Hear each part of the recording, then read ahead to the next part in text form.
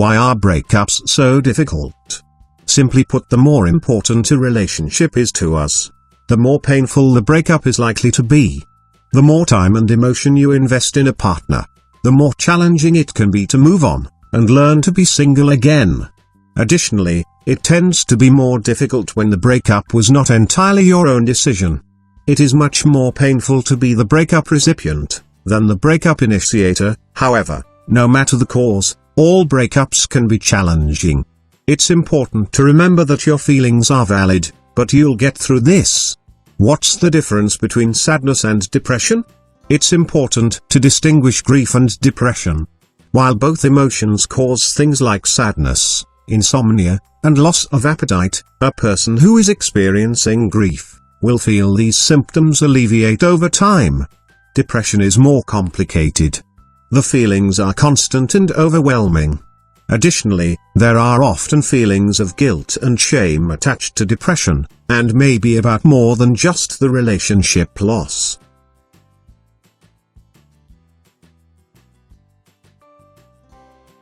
Number 1. Give yourself time to grieve.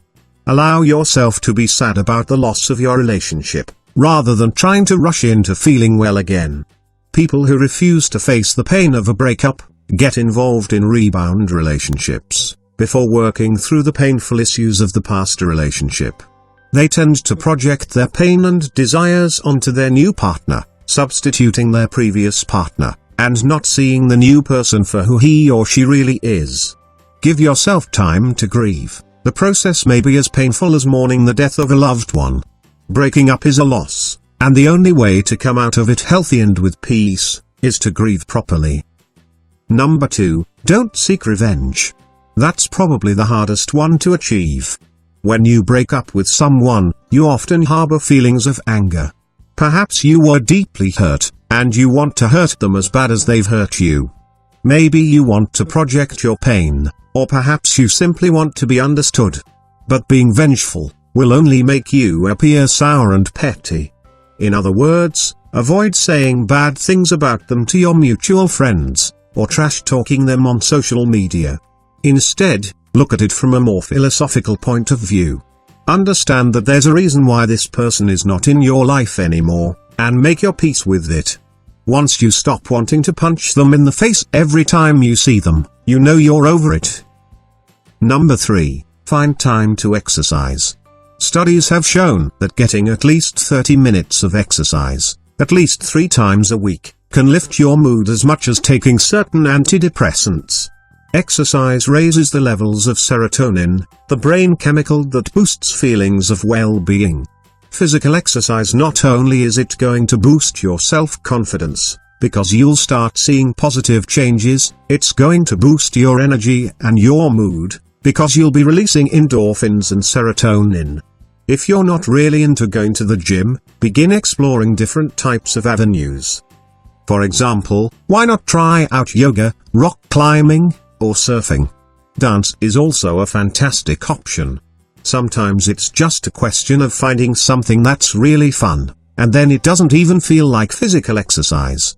Whatever type of physical activities you choose, the moment you start to take care of your body, you'll start to step out of this depression.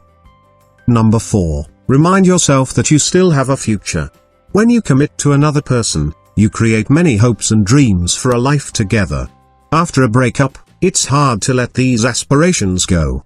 As you grieve the loss of the future you once envisioned, be encouraged by the fact that new hopes and dreams will eventually replace your old ones.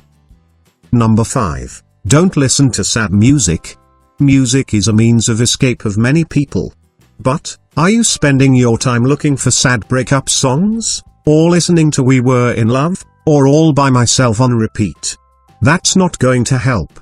Those songs were written to make you feel sad. If you already feel sad, it's only going to make your sadness worse. Instead, listen to some proper party hits. And dance your life away. Listen to something that's not about love or heartbreak, and you'll be surprised at the positive change in your mood. Number 6. Getting support after a breakup. Getting through a breakup is easier when you receive support from family and friends. You don't have to go through this alone, so surround yourself with positive people who encourage you. If you're feeling lonely or scared, call a loved one and make social plans. Avoid negative people who may judge or criticize you. This can worsen depression, and make it harder for you to heal after a breakup. You can also fight loneliness and depression after a breakup by cultivating new friendships and reconnecting with old friends. Get together with a few coworkers for lunch or dinner, or get involved in your community to meet new people. Join a club, take a class, or volunteer in your spare time. Even if your depression isn't severe enough for psychotherapy, it may be helpful to join a support group. Look for breakup and divorce support groups near your home, or choose a support group for mental illness and depression. You'll meet people who've gone through the same experience, plus learn techniques to cope with your emotions. Before we continue, I want to show you the most scientifically validated technique for getting your ex-boyfriend or girlfriend back in your arms. Even though you think it's impossible, I'll teach you how to use this technique to compel your ex to fall back in love with you again, for good. I'll link it below in the description. You ever let a woman go and then wish more than anything that you could get her to come back? Hi, this is Mike Fiore, and in this short video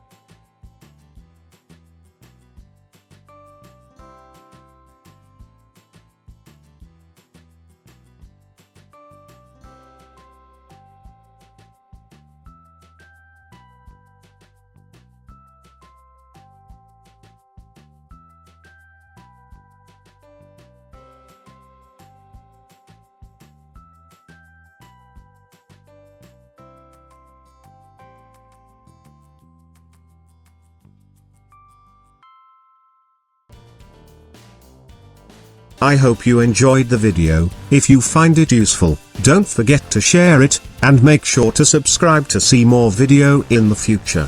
Thanks for watching, and see you soon.